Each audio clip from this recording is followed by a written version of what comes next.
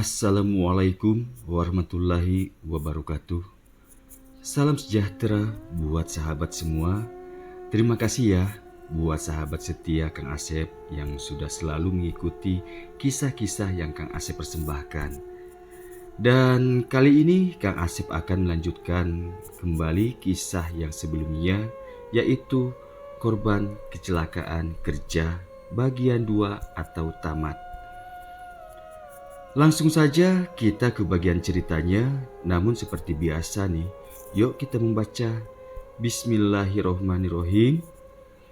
Inilah selengkapnya. Segera aku membalikkan badan hendak kembali ke dalam. Namun, baru saja selangkah tiba-tiba saja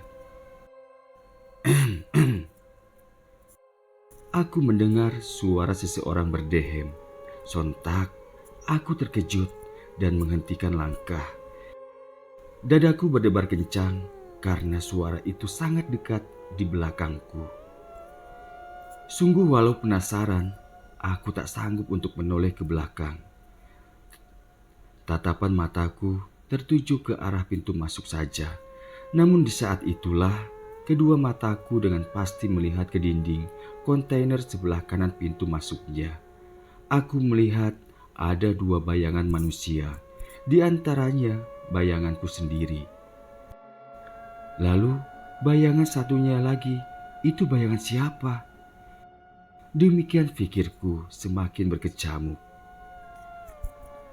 Bayangan itu sangat besar, namun yang aku lihat bayangan manusia itu tidak memiliki kepala. Perlahan bayangan itu bergerak mendekat. Terdengar olehku suara nafas berat atau mungkin tepatnya ngorok. Aku yakin itu bukan suara ngorok Bang Ari yang tengah tidur pulas, karena suara itu aku dengar dari arah belakangku. Saat itu tidak hanya jantungku yang berdebar, tapi tubuhku mulai gemetaran. Berharap Bang Ari datang dari dalam mencariku, tapi itu tidak terjadi juga. Keringat dingin mulai bercucuran dari tubuhku. Ayo Dayat, lari Yat. Demikian hatiku berteriak agar aku lari dan masuk. Namun tubuhku terasa kaku.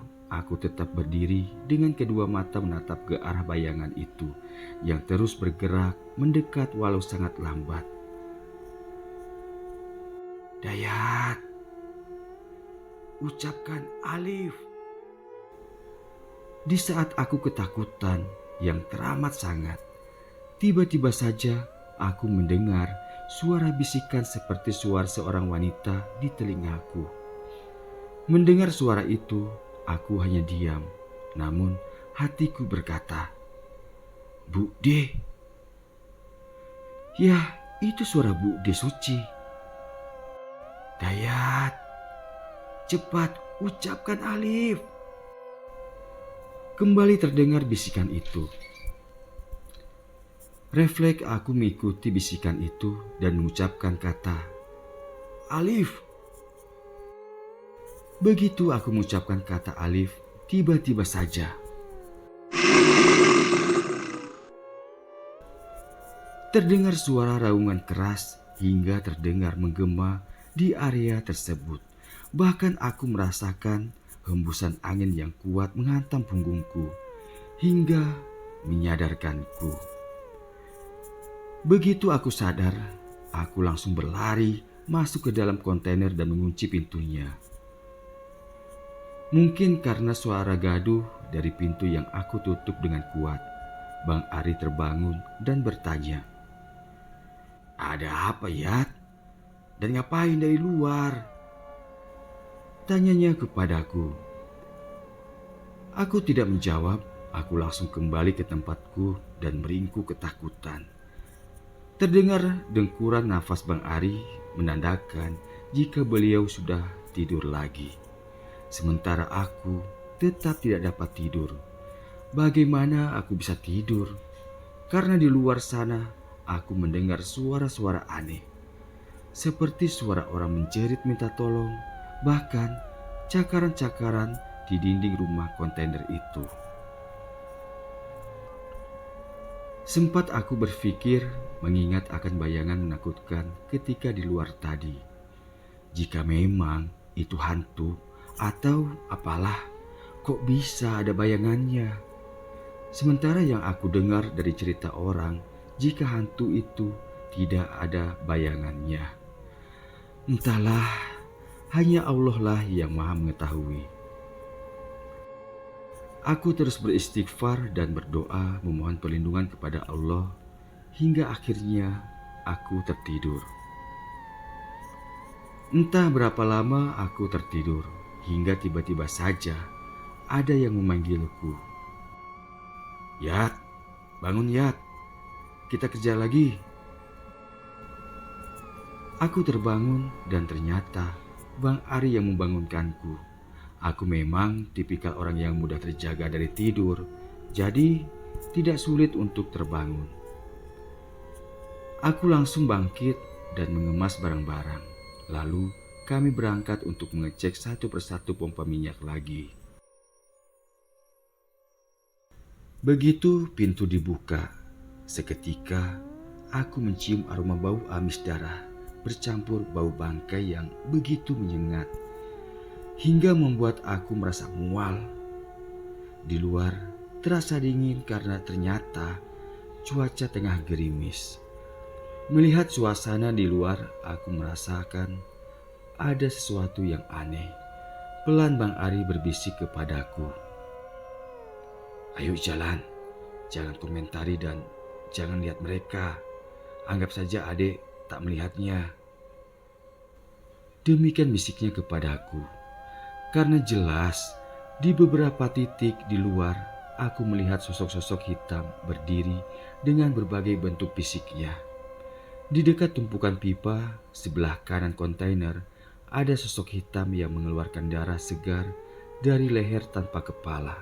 Di bawah tiang listrik aku melihat sosok yang terlihat hangus menghitam. Parahnya lagi, ada sosok yang berdiri di dekat pintu mobil sebelah kiri. Tentunya aku berpikir, bagaimana aku bisa masuk ke dalam mobil jika makhluk itu berada di sana.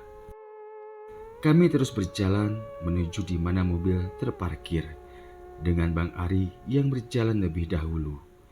Setibanya di mobil, aku berbisik kepada Bang Ari, "Bang, biar Dayat aja ya yang bawa mobilnya." Demikian pintaku kepada Bang Ari. Jujur, itu akal-akalanku saja untuk menghindari makhluk itu. Tanpa berkata lagi, Bang Ari langsung memberikan kuncinya kepadaku dan ia melangkah ke sisi kiri mobil, di mana ada sosok mengerikan berdiri di sana. Entah apa yang dilakukan Bang Ari. Yang jelas, aku lihat begitu Bang Ari mendekat pintu sebelah kiri, sosok itu bergerak menjauhinya. Kami langsung masuk ke dalam mobil dan tancap gas meninggalkan tempat itu. Di perjalanan aku memilih banyak diam, hingga akhirnya Bang Ari bertanya kepadaku, "Tadi malam kamu ngapain dari luar, Dek?" Demikian tanyanya kepadaku.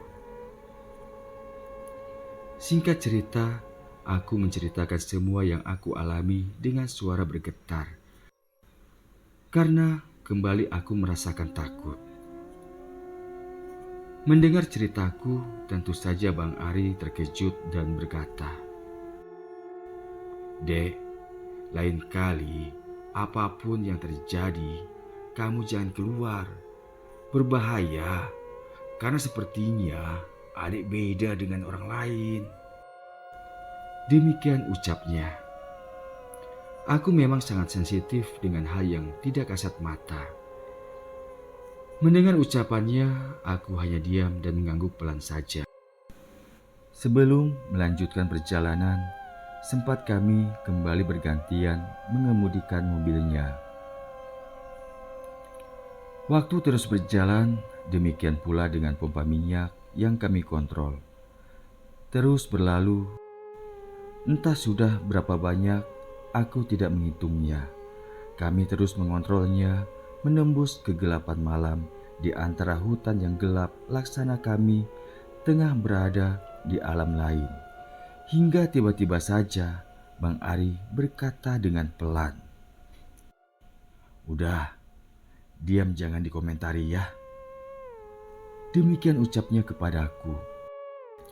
Karena saat itu dengan jelas aku juga melihat seseorang tengah mengendarai sepeda ontel menggunakan capil bambu sembari menunduk di sebelah kiri jalan. Sebenarnya tidaklah hal yang aneh jika melihat orang tengah mengendarai sepeda dengan capil bambu.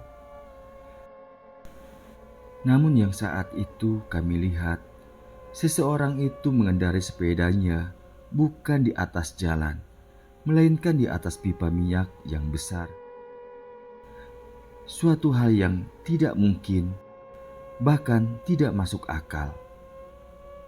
Ada manusia di area hutan malam hari di atas pipa minyak yang panas. Itu bagaikan permainan sirkus. "Udah, kamu berdoa aja, Dek," ucap Bang Ari lagi kepadaku. Aku menuruti perintahnya dan aku berdoa. Sementara aku dengar Bang Ari mulai bernyanyi. Entah apa yang beliau nyanyikan, tapi sepertinya lagu rohani atau doa menurut kepercayaannya. Alhamdulillah, akhirnya orang yang menaiki sepeda di atas pipa itu hilang entah kemana, dan kami terus melakukan pengontrolan. Beruntung sampai saat itu pompa minyak tidak ada yang mati, jadi kami tidak harus berhenti dan keluar dari mobil. Kira-kira jam 4:30 subuh, kami masih terus melakukan pengontrolan. Hingga kami harus benar-benar menghentikan mobil. Kembali hal mengerikan aku lihat tepat di hadapanku. Tepat di depan mobil kami ada tumpukan sesuatu yang besar dan hitam, seperti bukit kecil. Dalam keheranan, aku berbisik pelan kepada Bang Ari. "Bang, apa itu bang?" Demikian tanyaku pelan. "Itu ular besar, Dek, sedang melingkar di jalan." Memang setiap subuh menjelang banyak ular yang melingkar di tengah jalan, Dek. Jadi abang gak heran.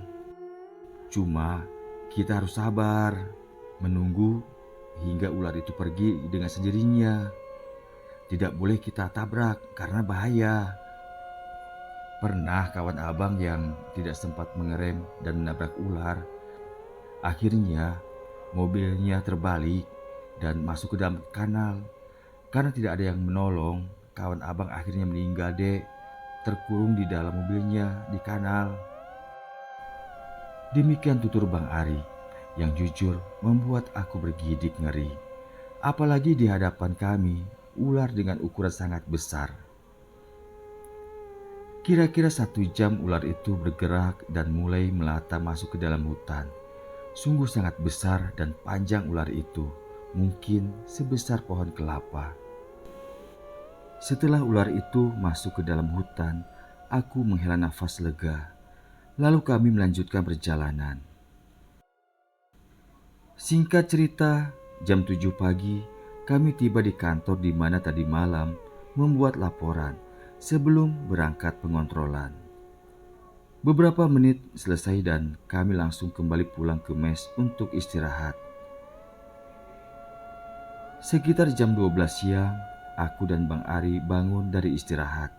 Kami mandi dan makan siang, dan setelahnya aku diajak jalan-jalan ke daerah Siak. Lalu kami singgah di sebuah rumah sederhana. Setibanya di rumah itu, kami disambut oleh seorang bapak tua yang terlihat bersahaja dari raut wajahnya, yang ternyata bapak tua itu seorang ustadz. Setelah berbasa-basi, Bang Ari mengawali obrolan, yaitu bermaksud meminta obat untukku agar aku tidak selalu mendapat gangguan. Yang sebelumnya Bang Ari menceritakan semua yang aku alami tadi malam ke Pak Ustadz. Mendengar cerita Bang Ari, Pak Ustadz itu tersenyum sembari memandang ke arahku. Lalu ia berkata, "Iya, aku udah tahulah. Budak satu ini memang beda dengan budak biasanya. Tapi tak masalah. Dia tuh pun lah ada yang jago." Demikian ucapnya kepada Bang Ari. Singkat cerita, di rumah Pak Ustadz itu aku dikasih air minum yang katanya itu air obat agar aku lebih tenang jika melihat hal-hal tak kasat mata. Namun beliau menyampaikan jika apa yang dapat aku lihat tidak bisa ditutup. Kata lainnya, aku tetap bisa melihat hal tak kasat mata. Sempat aku bertanya, sebenarnya apa yang aku lihat tadi malam di area lokasi itu? Beliau menjelaskan jika di lokasi tersebut banyak orang bunian. Dan pada saat pengerjaan proyek di sana, banyak memakan korban jiwa karena kecelakaan kerja. Dengan demikian, dipergunakan oleh bangsa jin untuk mengelabui kita seakan penampakan-penampakan itu adalah arwah penasaran dari para pekerja. Demikian tuturnya menjelaskan dengan panjang lebar.